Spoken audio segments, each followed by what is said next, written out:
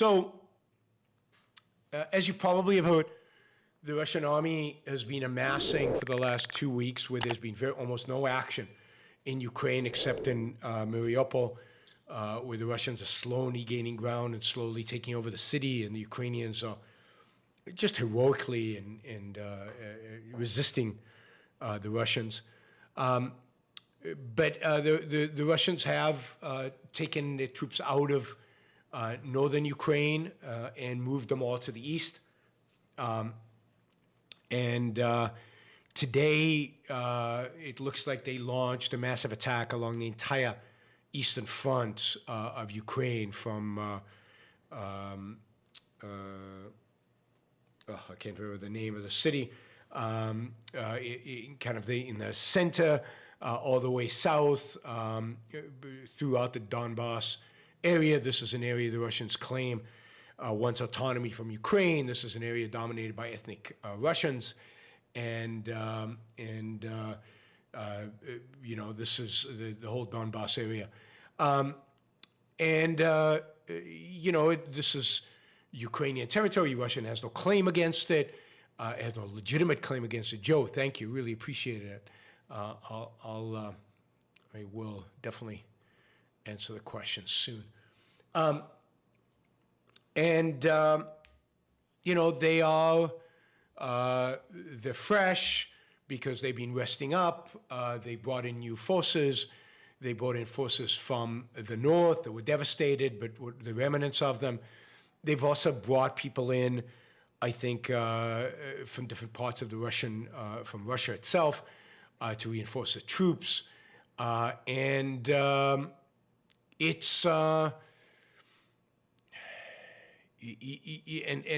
They have a lot of firepower, a lot of forces arrayed. The Ukrainians are super motivated, as I've told you earlier, I think motivation is super important. I think the atrocities that the Russians committed in north of Kiev, the killing of women and children and civilians, the raping of women, the maiming of people, just cutting them up and body parts. On the other hand, the amazing heroic resistance of Ukrainian forces in Mariupol, all I think will inspire the Ukrainian forces to fight even harder, to be motivated even more than they were before.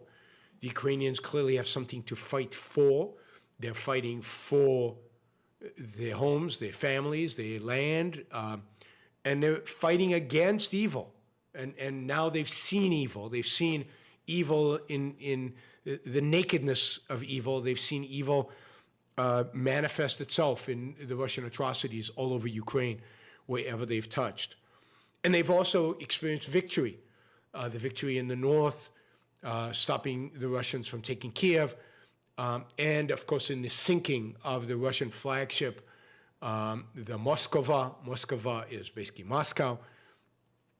This was the pride of the Russian Black Sea Fleet. This was a flagship. Thank you, Sam. Appreciate the support. This was the flagship. This is the ship that those soldiers told to F off at the beginning of the war. This is the ship that represented Russian supremacy on the Black Sea. And it got hit, it appears, by an anti-ship missile launched from Ukraine, from the shore. It probably hit one of their ammunition rooms, started a fire, and ultimately the ship literally sunk. To this day, we don't know how many of the onboard sailors actually drowned, actually were killed, because Russia won't release that number. There's just been no talk of it, but clearly many of them did. And the fact that it just wasn't just hurt, it wasn't just crippled, it was literally sunk, is quite an amazing feat, and again a testament, I think, to the Western weapon systems that the Ukrainians are using. This was a Western, as far as I know, it was a Western anti-ship missile that sunk the Moskva, and more evidence, as if we needed one, that Western weaponry, Western weapon systems, just a dramatically superior to anything that the Russians can muster, to the superiority of numbers, the superiority of firepower. The Western weapon systems just defeat them time and time again.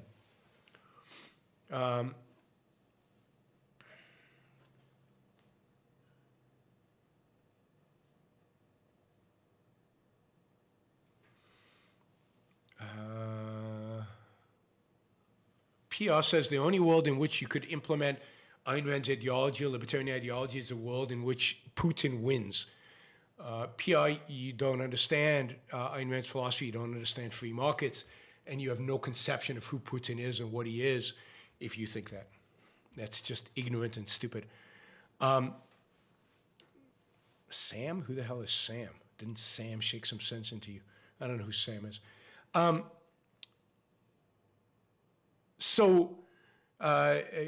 Ukraine is going to hold on here. It's not going to be easy for them. They're going to take massive casualties.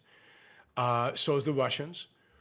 I don't think Ukraine has the capacity, because it doesn't have the firepower to take back much of the lands that are being taken from it.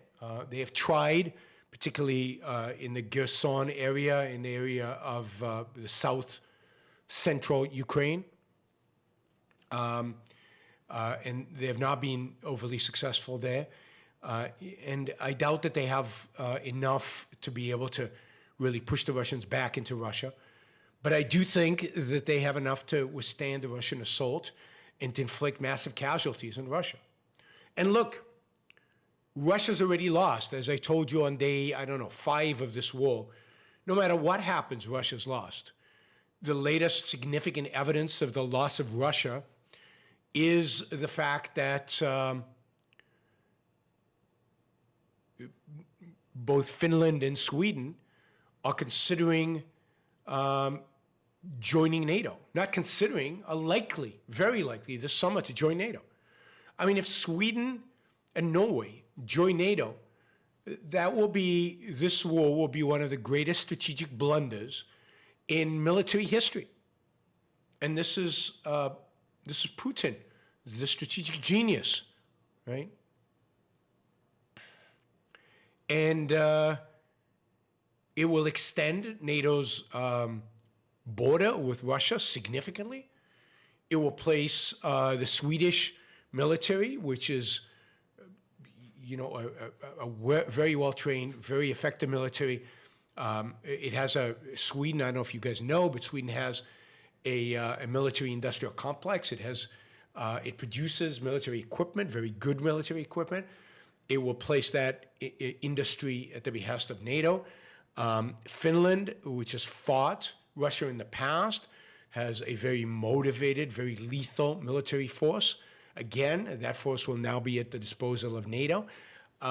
This will be a massive, massive strategic blunder.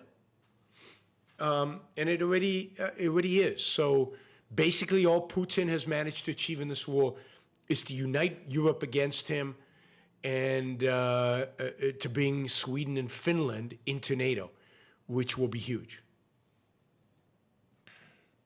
So he's already lost the war, no matter what happens on the frontier. But I expect, Putin is a massive looter. Liam, thank you. Wow. So I appreciate that.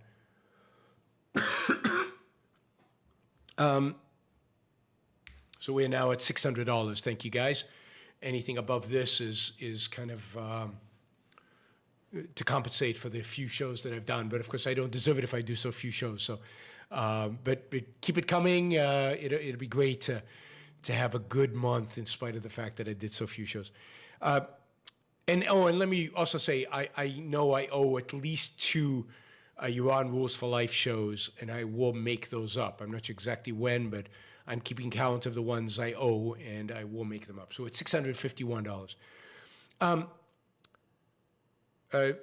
Ukraine has received a lot of Western equipment during this lull in fighting over the last 3 weeks. I expect that equipment to be well used in the east. I expect the Ukrainian forces are being reinforced by fighters from the north. So not only did Russia reinforce its forces, so did the Ukrainians. I expect the Ukrainians to continue to pound on the supply problems, the logistic problems that the Russians had in the north, and I suspect will have in the east. I don't think strategy, I don't think Russia has hired any brilliant new generals. I don't think they have any new fantastic tanks. They don't have any new weapon systems that we didn't know about. So I expect that Ukraine is going to put up a real fight. I expect that Ukraine will hold its ground. They might be defeated here or there, but overall, I think they will be holding its ground. They might take some ground from the Russians. It's going to be brutal. It's going to be bloody. It's going to be massive casualties, and Russia will lose. Russia will lose because they already have lost, and because the longer this goes, the greater the embarrassment and the humiliation is for the Russians. And note, for example, that we haven't heard much from China about its support of Russia in recent weeks, and that's because China has to a large extent backtracked from supporting the Russians, another significant Russian loss. So again, I think everything I said in the first day of this war continues to be true. I don't think anything has changed. We will watch closely to see what happens with this new front opening up. Ashton, thank you. Wow, Ashton's been a terrific supporter of the show the last few weeks. This is terrific. Thank you. And Tazy, thank you as well. So yeah, I will keep track. I'll update you if anything changes. We'll update you as fighting continues on the Eastern Front, if there dramatic changes either way. I do not think Putin will resort to nuclear. Never try to estimate what a dictator would do. Remember, I was wrong when it came to my estimation of Putin invading Ukraine. I did not think he would do it. I was wrong on that. I could be wrong on the nuclear option, but the nuclear option really is a nuclear option. And I wouldn't be surprised if he used gas. But nukes are very difficult to control, very, very difficult to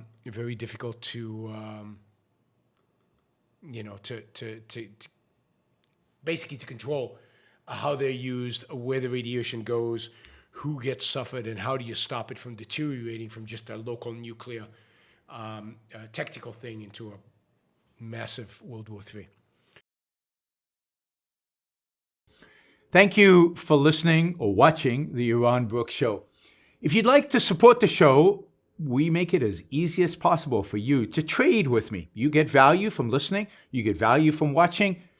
Show your appreciation. You can do that by going to yaronbrookshow.com/support, by going to Patreon, Subscribestar, Locals, and just making a appropriate contribution on any one of those channels. Also, if you'd like to see the Yaron Brook Show grow, please consider sharing our content and, of course, subscribe. Press that little bell button right down there on YouTube so that you get an announcement when we go live. And for those of you who are already subscribers and those of you who are already supporters of the show, thank you.